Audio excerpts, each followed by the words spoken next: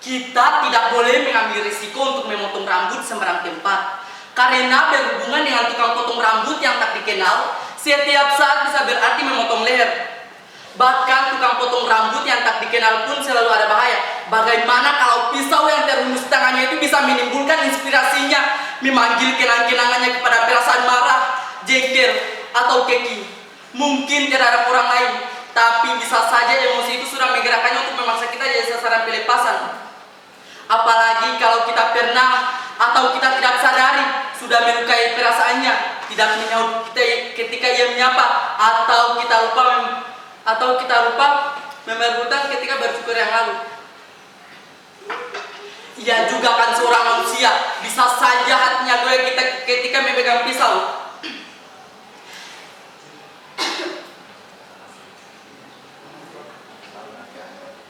Aku tak lagi memberikan kesempatan kepada tukang cukur untuk memegang pisau, apalagi di dekat leherku. Aku tak lagi memberikan kesempatan kepada tukang cukur memegang pisau, apalagi di dekat leherku. Bukan hanya dari tukang cukur, dari setiap sudut 360 derajat memancar ancaman. Di mana-mana ada bahaya. Coba apa jaminannya ketika kita memesan makanan di restoran? Koki restoran tidak memasukkan racun tikus ke dalam makanan. Kita tidak tahu siapa yang memasak di belakang sana. Kita tidak bisa nyelonong dan melihat mereka memasak makanan setiap kali mau makan. Bisa saja mereka itu koki-koki gila, seorang pembunuh, atau musuh kita yang menyamar jadi koki. Sementara 1-2 jam kemudian kita kaku dan dilarikan ke gawat darurat, tapi tak tertolong lagi. Dan jaminan apa yang kita andalkan? Mobil yang datang dari arah depan atau belakang kita tidak akan menggilas kita. Dan jaminan apa yang kita andalkan? Bus yang kita tumpangi tidak akan dibelokkan oleh supir ke dalam jurang. Dan jaminan apa yang kita andalkan? Dokter bukan hanya memberikan obat penyembuh, malahan memberikan ramuan kimia merangsang kanker ganas di tubuh kita. Dan jaminan apa yang menjamin kita aman dalam rumah? Kabel listrik yang putus tidak akan menyayat kita yang enak-enak sedang tidur, baik di kamar, di WC, bahkan di kantor. Aku mulai sakit karena pikiran-pikiran itu. Bodoh, cupet, asosial, mengandung pesona berbahaya bagi moral. Tidak mensyukuri karunia Tuhan, menantang falsafah negara. Teroris itu bukan pahlawan, tetapi sakit jiwa. Jangan biarkan dia menjadi berhala. Tambah berbahaya kalau ngebom semua bahaya. Teror itulah yang sebenarnya. Bukan ancaman itu sendiri, tetapi yang sudah difitnah. Awas, bunuh pikiran jahat itu, racunnya semakin menjalar, setiap saat akan meledak. Dia akan mengacaukan antara yang ada dan tidak ada. Kikis tuntas tidak ada kata ampun. Bukan karena pikiran itu besar, tetapi justru sederhana, mudah, naif, menjanjikan penyelesaian kenyataan dunia keji. Propaganda menyerang dari segala jurusan.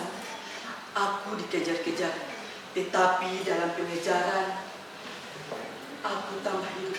Dimaki-maki, aku dikenal, disatroni, disembeli, dihujat, bahkan ditumbuk menjadi serpihan-serpihan tebu. Malahan aku merajalela. Setelah aku dihabisi menjadi kambing hitam, aku tumbuh, lahir, dan perkasa.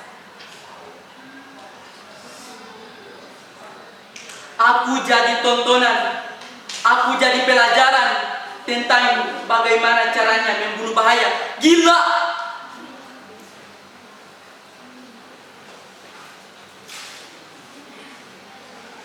Aku adalah pelajaran bahaya. Aku harus dipahami untuk dimengerti apa yang harus dijauhi. Aku buku suci yang tabu. Mau tahu siapa yang harus dikutuk? Lihat aku.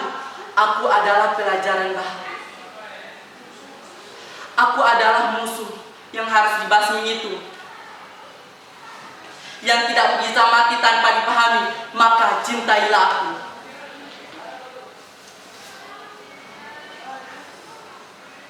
Aku dipaku pada setiap kepala, dicontreng pada setiap kehidupan.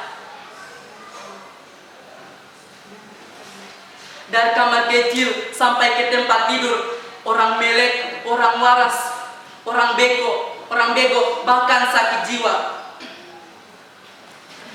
Aku jadi populer dan mewabah, merajalela dari setiap selangkangan.